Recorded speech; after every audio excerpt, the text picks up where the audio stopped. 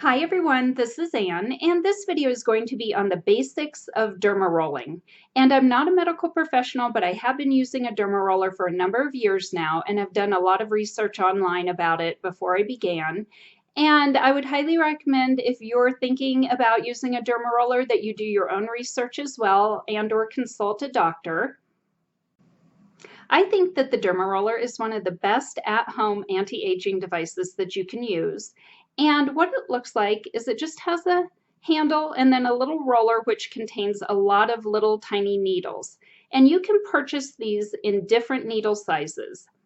The smallest being a 0.25, and then the largest for at-home use is a 1.0 millimeter. I would say they do go larger than that, but I would say that to leave those for doctor's offices, because the really large needle sizes, you don't want to damage your skin at home. And I personally stick with a 0.5 and do not go any larger than a 0.5 millimeter size.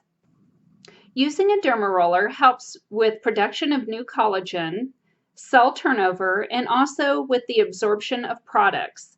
Because for up to an hour after you use your dermaroller, products that you apply to your skin are going to penetrate deeper into your skin. I'm going to put up a chart right now that shows the different benefits for the different needle size dermarollers.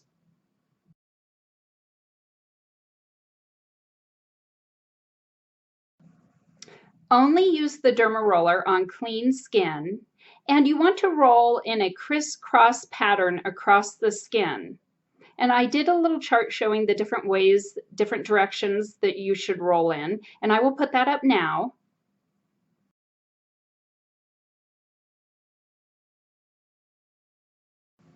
You don't want to apply much pressure when you use the dermaroller. You just want to lay it onto your skin and roll gently. You also can either dermaroll your whole face. Some people like to do that, their neck, their décolleté, the backs of their hands, any stretch marks or scars that they have. I prefer to just dermaroll my most wrinkled areas, which is quite a bit of my face, but it's mainly my forehead, underneath my eye area, around my mouth, on my neck, a little bit sometimes on my décolleté, but a lot of times I just skip that, the backs of my hands, and across my lips. You always want to sanitize your dermaroller when you're done using it. I like to spray mine several times with rubbing alcohol, and then I put it in its case with the lid off for about an hour and just let it air dry with the rubbing alcohol on it. And then after an hour, I put the lid back on and put it away. For about an hour after you use your dermaroller, skincare products are going to absorb deeper into your skin, so take advantage of that and apply your skincare immediately after you've used your dermaroller. Another tip is never share your dermaroller because it does puncture the skin. You don't want to share it. My skin does get really red, like I have a sunburn, so I like to use my dermaroller at nighttime and then apply my skincare, and by the time I wake up in the morning, most all of the redness is gone. You can also use a over-the-counter topical lidocaine cream if you find that dermarolling is too uncomfortable for you.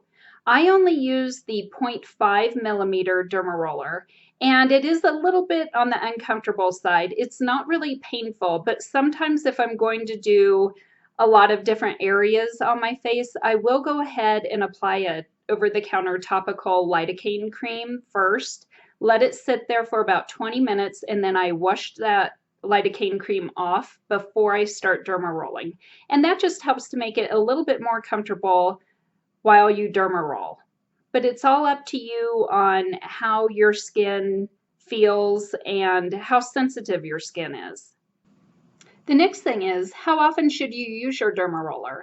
And I found this the hardest question to get a straight answer on because you find so many varying opinions on this.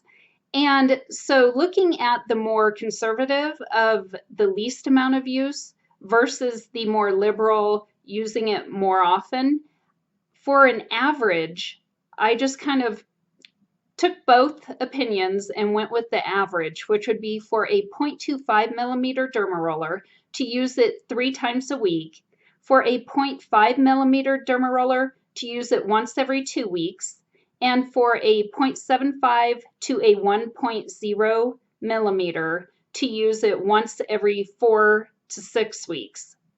Now, these are just averages, and please do your own research because you'll find that there's a lot of different opinions on how often you should use it. So I just kind of gathered all the opinions and went with an average on them. The next thing is the cost of a Dermaroller. And Dermarollers are pretty inexpensive. You can find them online for under $30, and they should be replaced on average once a year. So that's a general overview of Dermarolling. I hope I haven't forgotten anything, and I will also put a link to my other videos that I've done on Dermarolling where I show how I use the Dermaroller and talk more specifically about different areas in the description box below in case you're interested in watching those videos as well.